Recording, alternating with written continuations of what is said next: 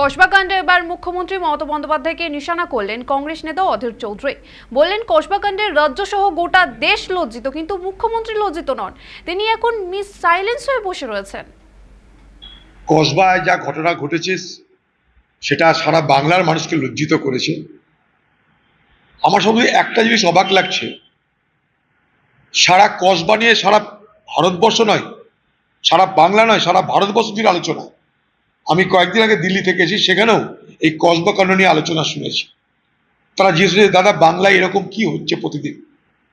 কিন্তু একটা জিনিস লক্ষ্য করে দেখবেন, বাংলার মুখ্যমন্ত্রী তিনি তার দলের রেশন চোরকে বাঁচাতে ময়দানে, তার দলের শিক্ষক চোরকে বাঁচাতে ময়দানে। কিন্তু এই কসবা কাণ্ডের পরিপ্রেক্ষিতে বাংলার মুখ্যমন্ত্রীর মুখে একটা শব্দ শুনেছেন আপনারা? একবারও তার মুখে কোনো কথা শুনেছেন যে তিনি এই ঘটনার নিন্দা করেন, না ঘটনাকে ভালোবাসেন, না ঘটনার বিচার চান, না শাস্তি চান? বাংলার মুখ্যমন্ত্রী স্পিক টু নট। তাই বাংলার মুখ্যমন্ত্রী এখন মিস সাইলেন্স হয়ে তিনি বসে আছেন। তাকে বলতে পারি, বাংলার মুখ্যমন্ত্রী আপনি মিস সাইলেন্স, অর্থাৎ আপনি চুপ। কসবার মতন এই ঘটনায় বাংলার সকলকে লজ্জিত করেছে।